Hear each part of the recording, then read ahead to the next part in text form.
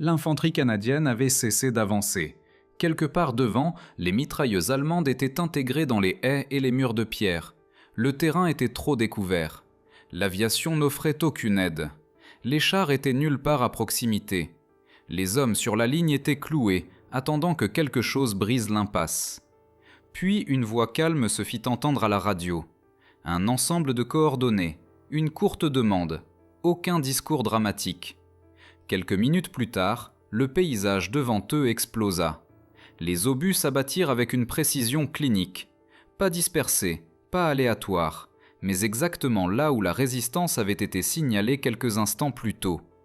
Les nids de mitrailleuses se turent. Le mouvement allemand se figea.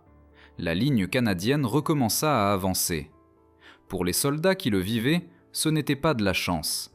Ce n'était pas un nombre écrasant. C'était quelque chose de bien plus étrange. C'était une artillerie qui semblait écouter. Pendant la Seconde Guerre mondiale, de nombreuses armées possédaient des canons puissants. Certaines avaient plus d'artillerie que le Canada. Certaines tiraient des obus plus lourds. Certaines s'appuyaient simplement sur la force brute. Mais encore et encore, les unités allemandes découvraient que combattre les troupes canadiennes signifiait faire face à une artillerie qui arrivait plus vite, frappait plus près et disparaissait avant de pouvoir être contrée. Au centre de ce système se dressait une arme qui paraissait presque ordinaire, le 25 livres de conception britannique. Ce n'était pas le plus gros canon de la guerre, ce n'était pas le plus redouté sur le papier, et le Canada ne l'avait pas inventé. Pourtant, entre les mains canadiennes, le 25 livres était utilisé d'une manière qui confondait les ennemis, frustrait les commandants et façonnait silencieusement l'issue de batailles entières. Ce n'est pas l'histoire d'une arme miracle, c'est l'histoire d'une méthode, une qui transformait les radios, la discipline et la coordination en une force invisible qui suivait l'infanterie canadienne partout où elle allait. À lui seul, le 25 livres n'était pas inhabituel. La plupart des armées alliées alignaient des pièces d'artillerie similaires, des canons de campagne de calibre moyen, capables de tirer des obus explosifs, de la fumée et des éclairants. Les Britanniques avaient conçu le 25 livres pour être polyvalent, mobile et fiable. À cet égard, c'était une solution sensée et banale à un problème familier. Ce qui différait était la façon dont les armées s'attendaient à ce que l'artillerie combatte. L'armée allemande avait tendance à attacher l'artillerie étroitement à des formations spécifiques. Les canons étaient souvent liés à des plans de tir rigides ou à des secteurs défensifs. Quand la situation changeait soudainement, comme c'était souvent le cas dans la guerre mobile, l'artillerie allemande avait du mal à réagir rapidement, surtout sous la pression aérienne alliée.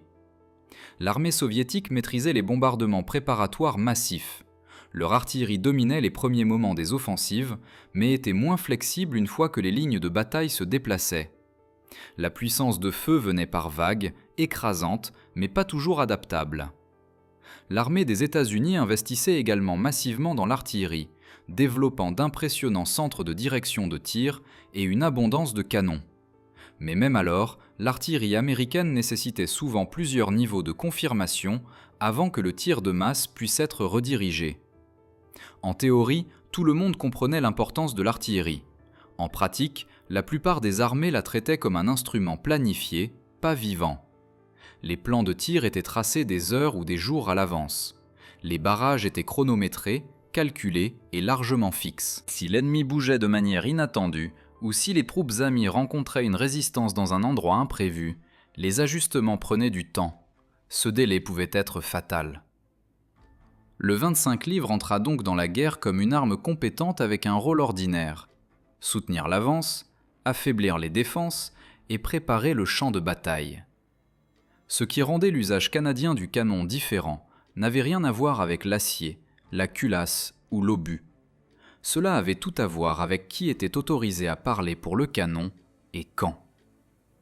Le Canada entra dans la Seconde Guerre mondiale avec un problème que la stratégie seule ne pouvait résoudre. Ce n'était pas un petit pays, mais ce n'était pas non plus une superpuissance militaire. Le Canada manquait des réserves de main-d'œuvre de l'Union soviétique, de la profondeur industrielle des États-Unis et du réseau impérial de la Grande-Bretagne. Chaque division perdue se ferait sentir. Chaque erreur serait payée par le sang. Les forces canadiennes ne pouvaient se permettre une guerre basée sur l'attrition, ni compter sur la domination technologique. Leurs chars n'étaient pas les plus lourds, leur soutien aérien, bien qu'important, était souvent contrôlé à des niveaux supérieurs et pas toujours immédiatement disponible pour l'infanterie de première ligne. Ce que les commandants canadiens possédaient, c'était du temps. Le temps d'apprendre des échecs des autres et une armée professionnelle qui valorisait la discipline, l'entraînement et le contrôle. La question centrale devint brutalement simple. Comment faire avancer l'infanterie quand on ne peut accepter des pertes catastrophiques ? La réponse n'était pas de charger plus vite. Ce n'était pas d'attendre de plus gros canons. C'était de s'assurer que chaque fois que l'infanterie canadienne rencontrait une résistance, elle n'était jamais seule. L'artillerie était la solution évidente, mais pas l'artillerie telle qu'elle avait été utilisée auparavant. Les officiers canadiens comprenaient que la puissance de feu n'importait que si elle arrivait au bon endroit, au bon moment. Un barrage parfaitement planifié était inutile s'il frappait un terrain vide. Un bombardement massif ne signifiait rien si les mitrailleuses survivaient pour tirer à nouveau quelques minutes plus tard.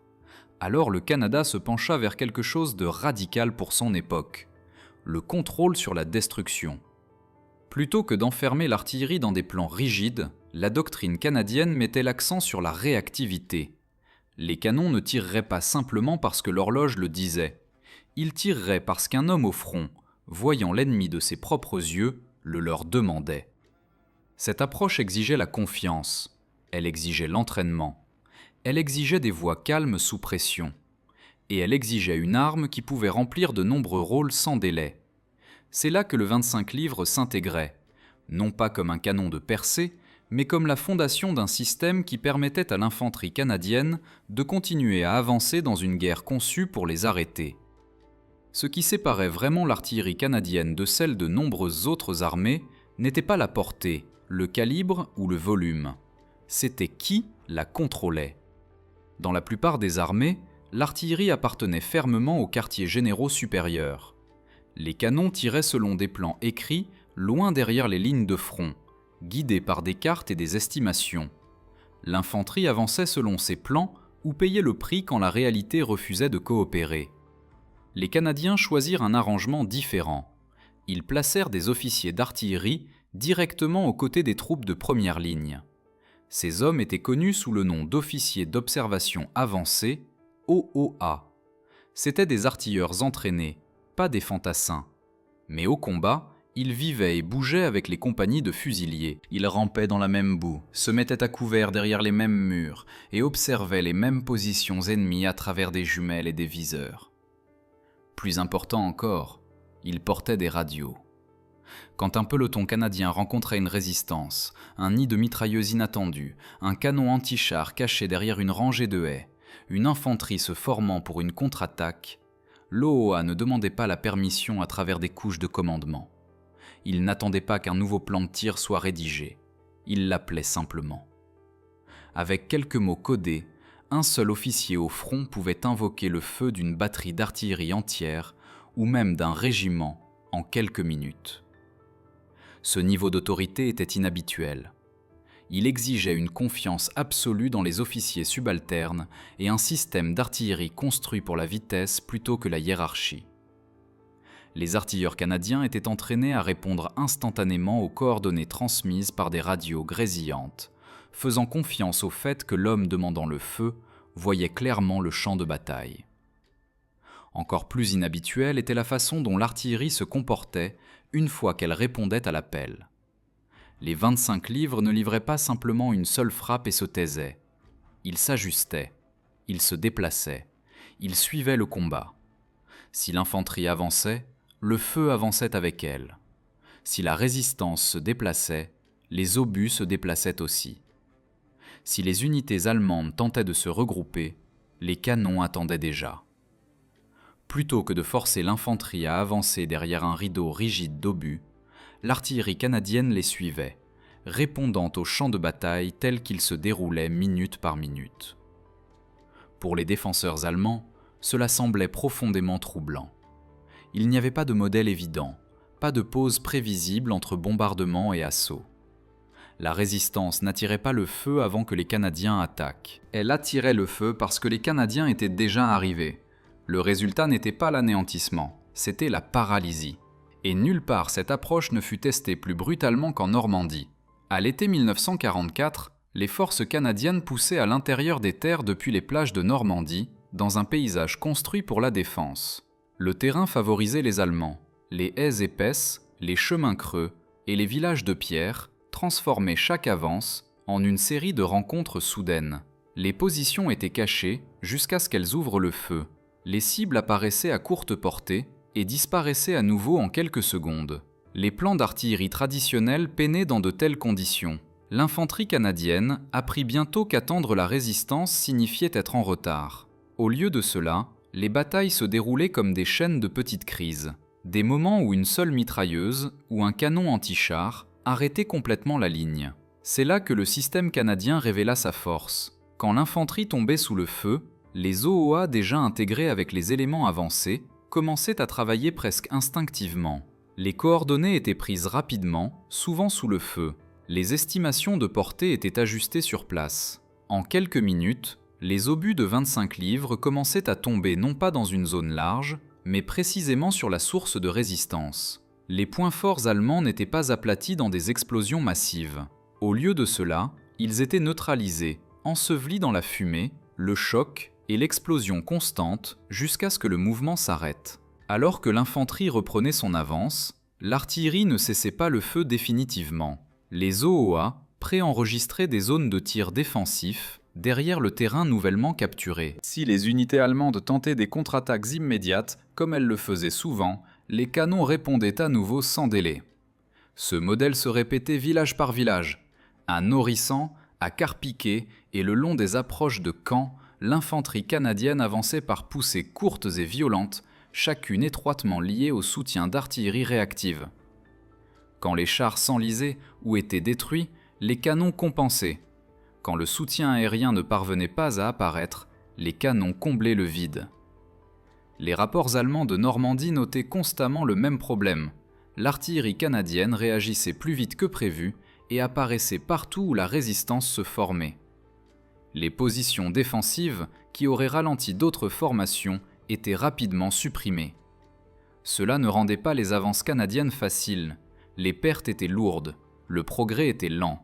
La Normandie restait un champ de bataille brutal, défini par l'attrition broyante. Mais les unités canadiennes étaient rarement repoussées par des contre-attaques soudaines. Elles étaient rarement prises sans soutien de feu quand elles en avaient le plus besoin. Chaque avance, si coûteuse soit-elle, tenait. Le 25 livres était devenu quelque chose de plus qu'une arme de soutien. C'était un bouclier mobile, contrôlé non par des horaires ou des quartiers généraux distants, mais par des officiers debout, épaule contre épaule, avec les hommes qu'ils protégeaient. En Normandie, les Allemands apprirent une leçon inconfortable. Arrêter l'infanterie canadienne signifiait confronter l'artillerie canadienne, et elle arrivait rarement où ou quand ils s'y attendaient. Si la Normandie montra comment l'artillerie canadienne fonctionnait dans un combat en mouvement rapide, l'Italie et l'Escaut révélèrent ce qui se passait quand presque tous les autres avantages disparaissaient. En Italie, le terrain travaillait contre les machines, les montagnes, les routes étroites, les villages de pierre et le temps hivernal neutralisaient les chars et limitaient le soutien aérien. Dans les basses terres inondées de l'estuaire de l'Escaut, la boue avalait entièrement les véhicules. L'infanterie avançait à travers des digues, des champs et un terrain gorgé d'eau où le mouvement lui-même était épuisant. Dans ces conditions, l'infanterie canadienne ne pouvait compter sur la vitesse, le blindage ou la surprise. Ce qui restait était la puissance de feu et le contrôle sur celle-ci. Le 25 livres se révéla particulièrement adapté à cet environnement.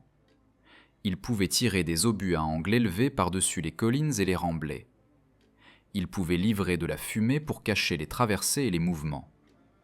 Il pouvait illuminer le champ de bataille la nuit quand les attaques continuaient après le coucher du soleil.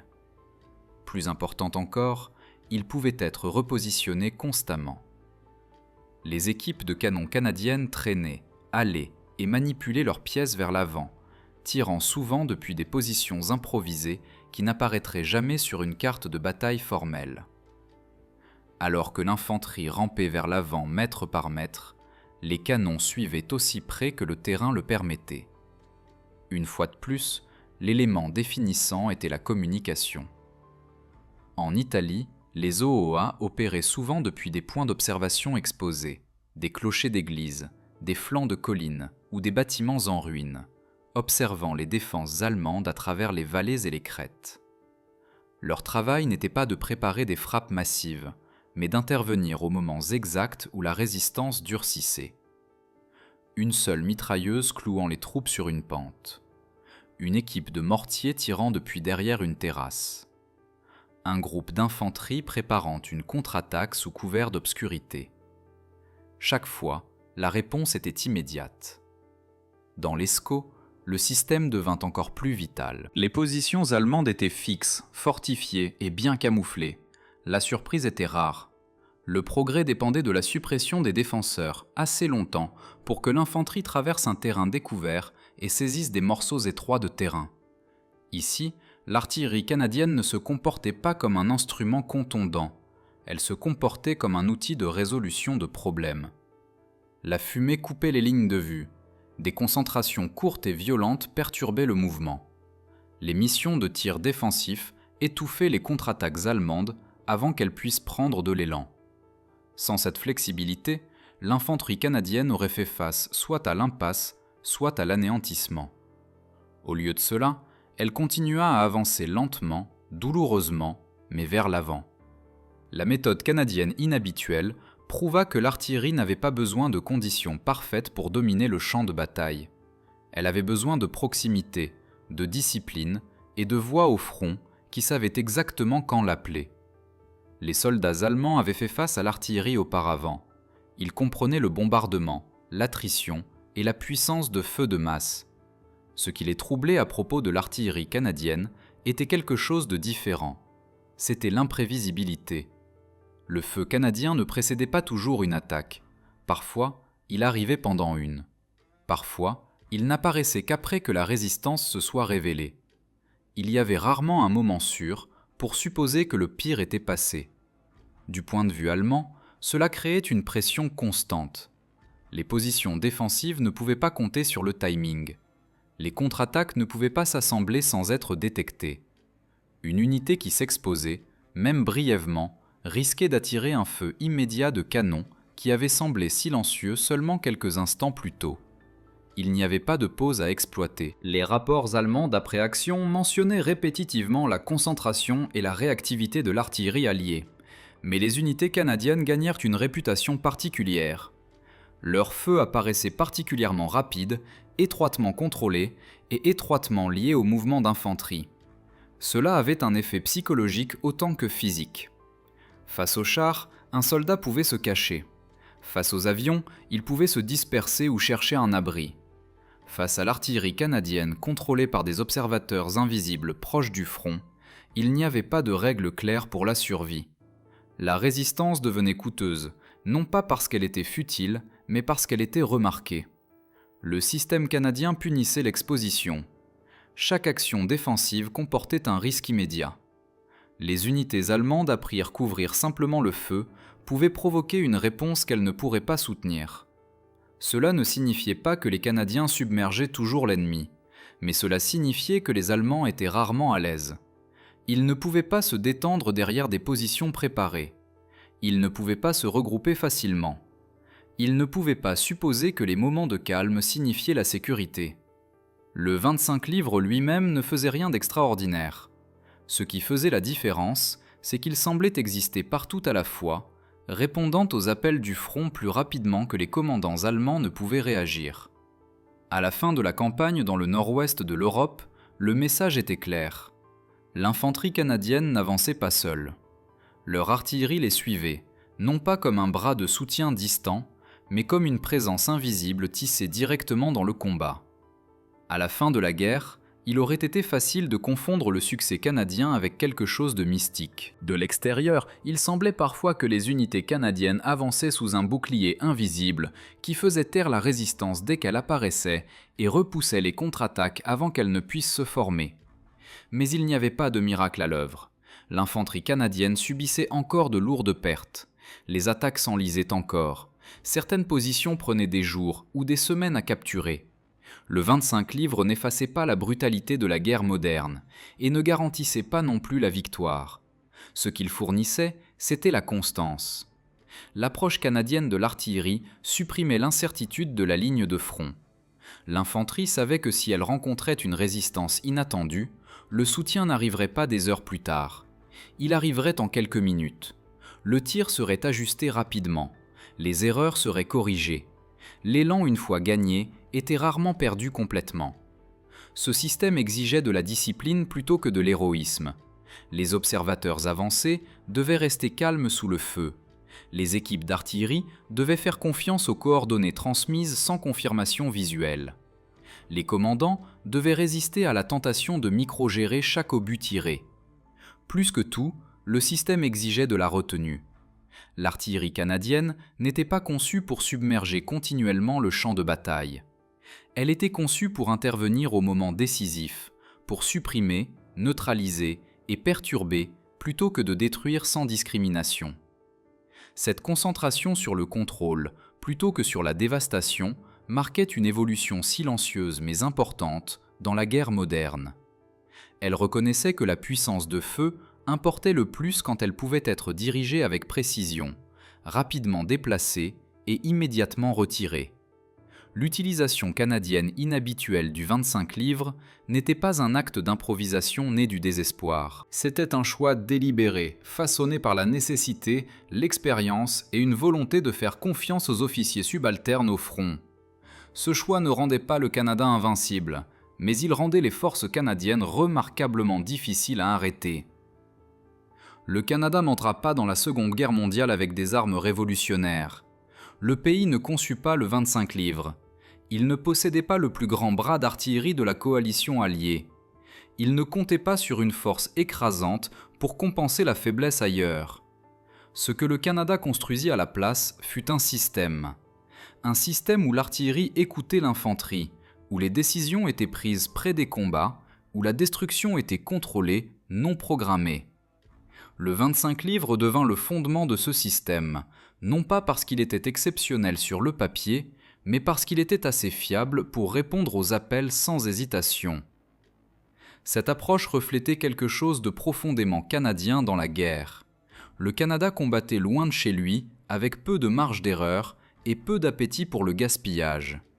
Le succès dépendait moins du spectacle et plus de la coordination, moins des paris audacieux et plus des méthodes fiables répétées sous le feu. Au final, l'utilisation canadienne inhabituelle du 25 livres ne redéfinit pas l'artillerie pour le monde, mais elle redéfinit ce que l'artillerie signifiait pour les hommes qui avançaient derrière elle. Ce n'était pas un rugissement distant en arrière-plan, ce n'était pas un signal pour charger aveuglément. C'était une voix calme à la radio et la certitude que quand cette voix parlait, l'acier suivrait.